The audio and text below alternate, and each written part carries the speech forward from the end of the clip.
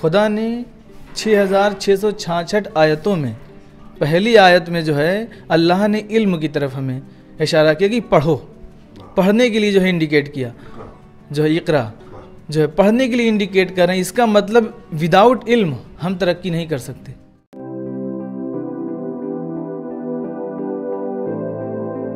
दोस्तों, इस वक्त हम जिस बच्ची के साथ आपको रूबरू कराएंगे उसका नाम है सकीना बानो और उनके सर डॉक्टर इंतखाब साहब भी यहाँ पर हैं। तो अभी आपने सकीना नीट पास किया, तो सबसे पहले हम आपको मुबारकबाद पेश करते हैं अपनी तरफ से, अपनी टीम ग्राफ एजेंसी की तरफ से, तमाम व्यूवर्स जो इस वक्त स्क्रीन पर देख रहे हैं इन सब की तरफ से आपको, हमारी तरफ से सर आपको दिली मुबारकबाद पेश करते हैं। हम आपसे ये भी जानना चाहते हैं कि ये बड़ा मुश्किल काम था और आपने इतनी आसानी से कैसे किया, ये हमारे व्यूवर्स को ज़रूर बताएँ। मेरे सिलेक्शन में मेरे टीचर्स का हाथ था और मेरे पेरेंट्स का, और सबसे बड़े इंस्पिरेशन मेरे मामू थे और बाकी जो मेरा फ्रेंड सर्कल था उन्होंने मेरी बहुत हेल्प करी।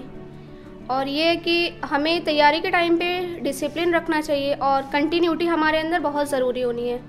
अगर हम कंटिन्यूअस नहीं पढ़ेंगे तो हम फेल हो जाएंगे। हम सिलेक्शन तो हमारा होगा लेकिन उतनी अच्छी रैंक नहीं आएगी और भी प्रॉब्लम्स आ जाएंगी। कौन सी ऐसी चीज़ थी जिसने आपको लगता है कि नीट पास करने में या ये जो अचीवमेंट आपका हुआ है इसमें सबसे ज़्यादा रोल किसका? आपने अपने पेरेंट्स का नाम लिया, अपने कज़न्स का नाम लिया, अपने अजीज़ का नाम लिया, अपने फ्रेंड सर्कल का नाम लिया। इंटेलिजेंस ने किस तरह से इस सिलसिले में आप भूमिका निभाई, क्या किरदार रहा इंटेलिजेंस कैरियर का? इंटेलिजेंस कैरियर इंस्टीट्यूट के टीचर्स जो हैं वो काफ़ी ज़्यादा डेडिकेटेड हैं। हमसे ज़्यादा पैशन उनके अंदर है कि हम सिलेक्शन लें, उनके इंस्टीट्यूट से सिलेक्शन हो। यहाँ के teachers Intekhab sir, Mehdi sir, Danish sir और जितने भी टीचर्स हैं इतने ज़्यादा सपोर्टिव हैं। कोई भी हमें कन्फ्यूज़न हुई वो हमारी कन्फ्यूज़न क्लियर करते हैं। हमने जब उनसे रात में क्वेश्चन करा, उन्होंने हमारे क्वेश्चंस का जवाब दिया। तो हम यही प्रेफर करना चाहेंगे कि अगर आपको फर्स्ट अटैम्प्ट में निकालना है नीट तो intelligence career institute is the best. तो ये बताएं कि जो सर ने जिस तरह से आपको बताया, तो आप बच्चों को क्या कहना चाहेंगे उनके लिए, जो क्योंकि अब इस वक्त आपने एक बड़ा अचीवमेंट हासिल किया, आप तरक्की की मंजिलों पर बढ़ रही हैं और हम सब दुआगो भी हैं कि परवरदिगार आपको ज़्यादा से ज़्यादा तरक्की अता करे और हमारे कौम, हर मिल्लत, हमारे समाज के जितनी बच्चियाँ हैं, जितने भी बच्चे हैं, जितने भी लड़के लड़कियाँ हैं, हमारे मुल्क का नाम तभी रोशन होगा जब उसमें अच्छे बच्चे होंगे, यानी पढ़ा लिखा समाज होगा, तो हमारा मुल्क ऑटोमेटिक तरक्की करेगा। तो आप इस इंटेलिजेंस कैरियर के हवाले से जो बच्चे हैं जो अभी तक यहाँ नहीं आए या जो कहीं भी पढ़ रहे हैं उनके लिए क्या मैसेज है आपका? ये कि हमें फिजिक्स, केमिस्ट्री, बायो को बहुत बैलेंस करके चलना है। हम अगर एक सब्जेक्ट पे ज़्यादा ध्यान दे रहे हैं, मान लीजिए हमें फ़िज़िक्स नहीं आ रही है तो हम दिन रात सिर्फ और सिर्फ फ़िज़िक्स पढ़ रहे हैं, तो इससे काम नहीं होने वाला है।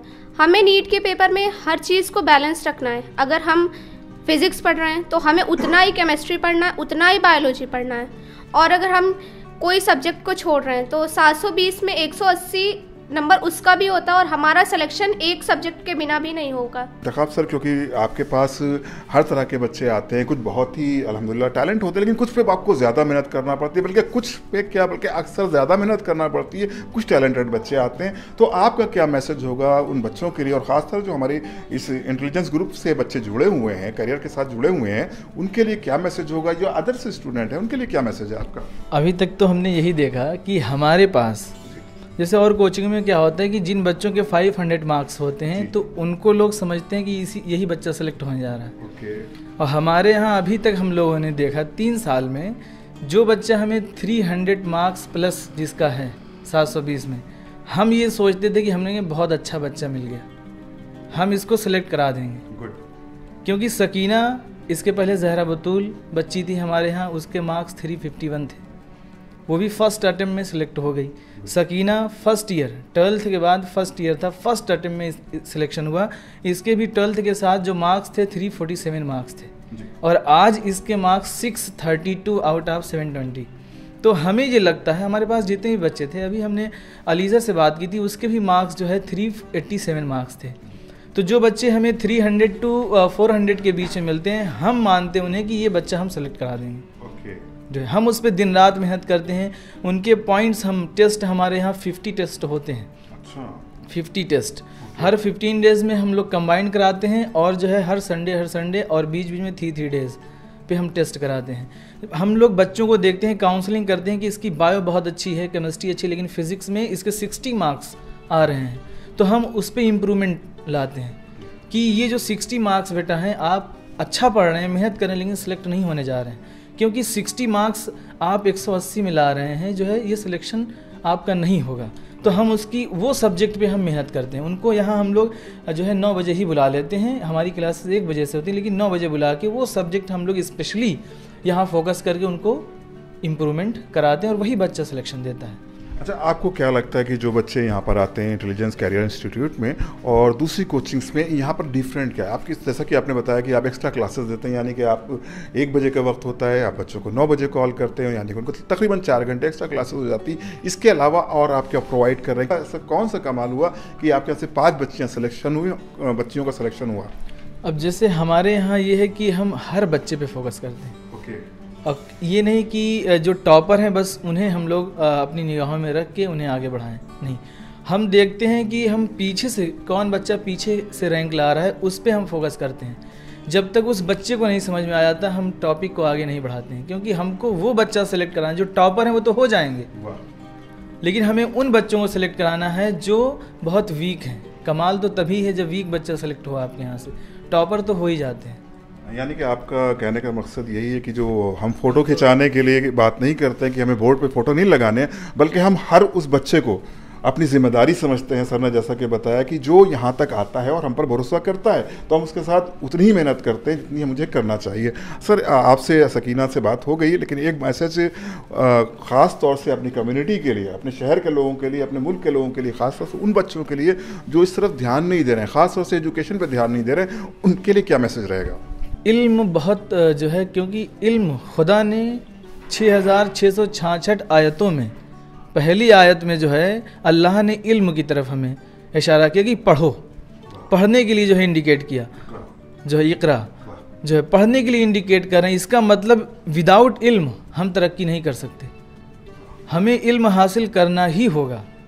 जो बच्चे, जो पेरेंट्स, अब तो माशाल्लाह बहुत लोग जागरूक हो चुके हैं, लोग पढ़ाई कर रहे हैं, लेकिन जो बच्चे जागरूक नहीं हैं, हम फ्री एजुकेशन प्रोवाइड कर रहे हैं 9-10 की, आप पढ़िए।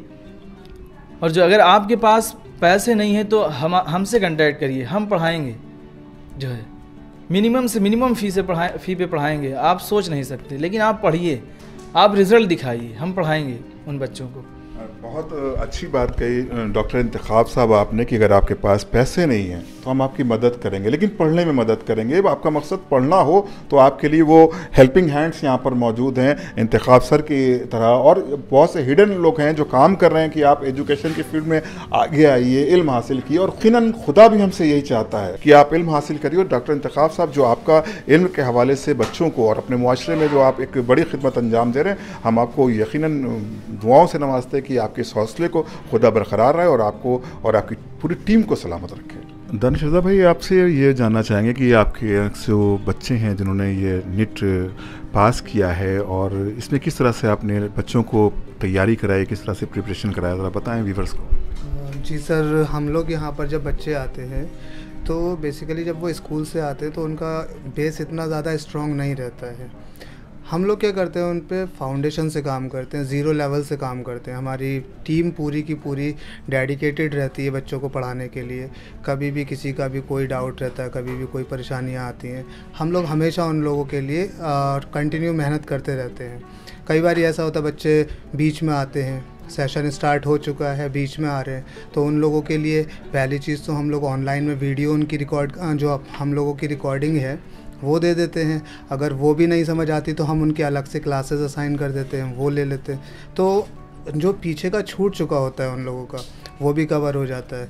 फिर उसके बाद क्या होता है कि हम लोगों के टेस्ट होते रहते हैं। टेस्ट हमारे किस तरीके से होते हैं कि हर 15 दिन पे हमारा टेस्ट होना होता है। ये टेस्ट नीट के और आईआईटी के बेसिस पे, जिस तरीके से हमारे नीट में टेस्ट होता है, जिस तरीके से आईआईटी में टेस्ट होता है 180 क्वेश्चंस का और 75 क्वेश्चंस का, ये असाइन करते रहते हैं। ये जो टेस्ट है हर 15 दिन पे होता है। उसके अलावा कई बच्चों के साथ में प्रॉब्लम क्या होती है कि वो कर तो लेते हैं, उनको आता बहुत कुछ है, लेकिन वो टाइम मैनेजमेंट नहीं हो पाता उनका।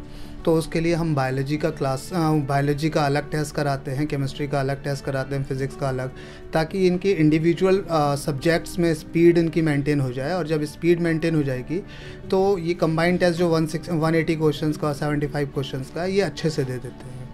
तो इससे इन लोगों की ओवरऑल डेवलपमेंट हो जाती है। उसके अलावा भी अगर उनको कोई डाउट रहता है तो टीचर्स हम लोग यहाँ पर सुबह 9 बजे से आ जाते हैं।